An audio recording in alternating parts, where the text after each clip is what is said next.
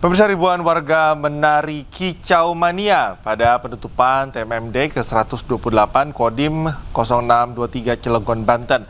Mereka bersukacita karena pembangunan jalan dan program sosial yang dinilai membantu kebutuhan warga.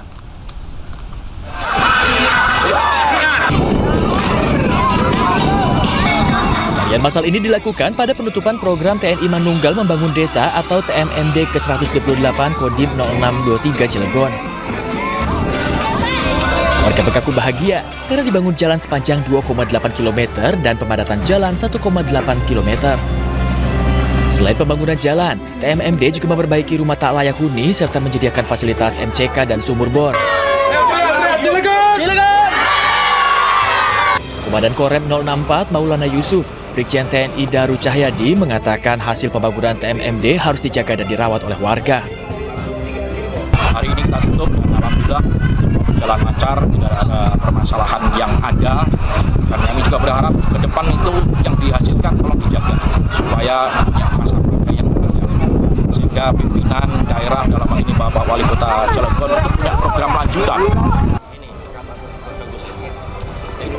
Seluruh sasaran fisik dan non-fisik TMMD dilaporkan telah rampung 100%. Program ini diharapkan memberikan manfaat jangka panjang bagi masyarakat. Dari Cilegon, Banten, Iskandar Nasution, A-News melaporkan. Pemirsa, seorang remaja 14 tahun asal Subang, Jawa Barat berhasil mengharumkan nama Indonesia di kancah internasional. Untuk dapat bergabung ke atas panggung. Ya, pemirsa, Firoz Gadvan Ramadan meraih penghargaan usai menemukan celah keamanan pada situs resmi NASA.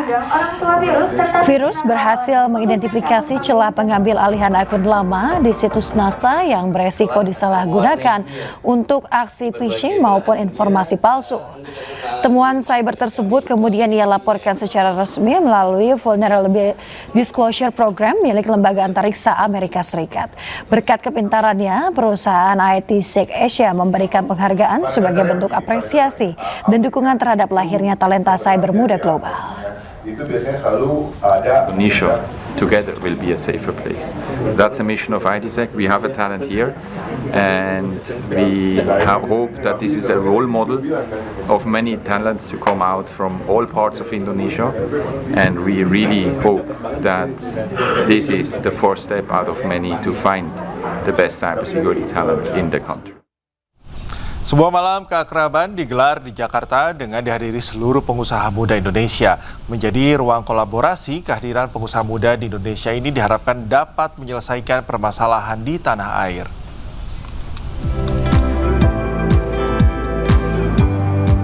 Calon Ketua Umum BPP HIPMI periode 2026-2029, Anthony Leong, menggelar Malam Persahabatan Pengusaha Muda Indonesia di Jakarta. Dengan dihadiri perwakilan pengusaha muda dari berbagai daerah di Indonesia, acara ini menjadi momen kolaborasi antar pengusaha Indonesia untuk memberikan dampak langsung pada masyarakat. Anthony juga meluncurkan buku bertajuk Melaju Bersama untuk Indonesia Raya, serta menegaskan komitmen HIPMI untuk mendukung pertumbuhan ekonomi nasional dan program pemerintah. Anthony juga menekankan visinya agar HIPMI menjadi mitra strategis pemerintah dan mampu menjadi solusi atas berbagai permasalahan bangsa. Komitmen kita untuk dalam rangka membangun ekonomi, menghadirkan HIPMI harus menjadi bagian dari yang mengimplementasi pasal 33 Undang-Undang Dasar 1945. Kita di HIPMI berkomitmen untuk terus membantu Bapak Presiden Prabowo Subianto dalam rangka mewujudkan pertumbuhan ekonomi 8%. Kita harus menjadi bagian dari problem solver masalah bangsa di Indonesia ini. Anthony dinilai memiliki visi yang jelas serta dinilai mampu menjadi konseptor sekaligus eksekutor dalam membangun ekosistem pengusaha muda di daerah. Melalui acara ini diharapkan terbangun kolaborasi antar pengusaha muda dari berbagai daerah untuk mendorong pertumbuhan ekonomi dan memperluas kesejahteraan masyarakat. Dari Jakarta, Berliana Milen, Jaka Samsa, Sutrisno, A-News melaporkan. Anda kembali di A-News Pagi, pemirsa. Sebuah warung serta pos polisi yang berada di kawasan Satpasim Polda Metro Jaya, Jalan dan Mogot Raya, Cengkareng, Jakarta Barat terbakar. Kebakaran diduga dipicu akibat korsleting listrik.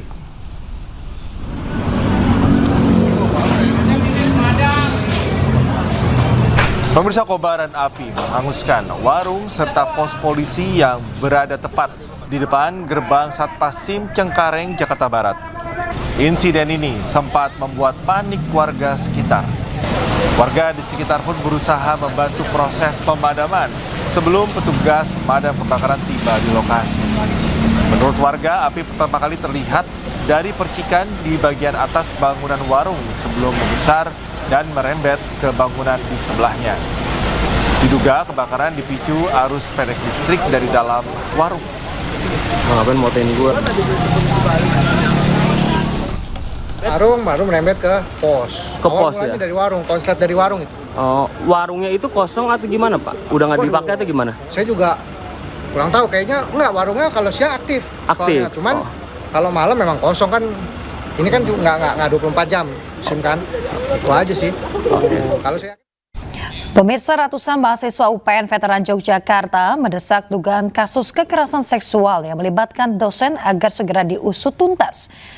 Sejumlah pihak telah diperiksa untuk diklarifikasi, terdiri dari oknum dosen selaku terlapor, 2 mahasiswi dan beberapa orang saksi. Dalam kami menangani kasus-kasus ini, kalau kami apakah mau?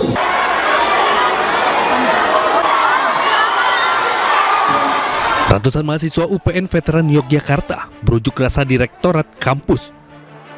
Mereka memadati hampir semua gedung berlantai 3 tersebut dengan membawa berbagai poster dan spanduk. Mahasiswa mendesak dugaan kasus kekerasan seksual yang melibatkan dosen agar segera diusut tuntas. Masa mendesak Rektorat mampu menyelesaikan kasus itu dalam waktu 3 hari dan menuntut agar pelaku kekerasan seksual dinonaktifkan sampai proses selesai.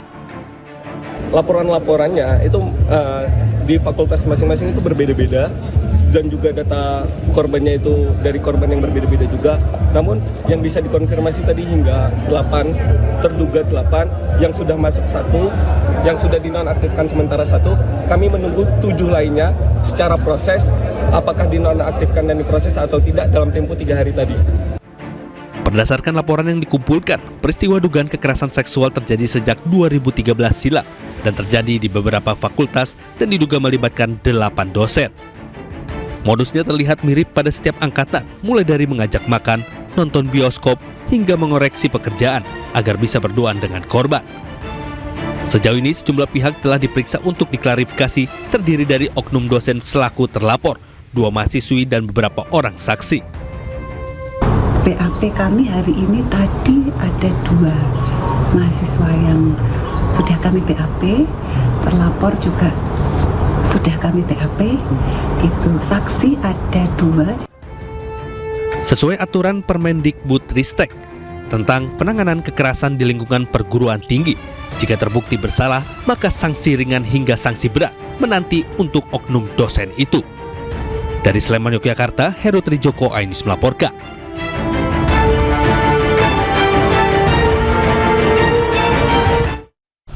Pemirsa, Direktur Utama PT Tera Drone Indonesia Michael Wisnu divonis 1 tahun 4 bulan penjara. Ia dipenjara karena kasus kebakaran kantornya yang menewaskan 22 orang karyawan.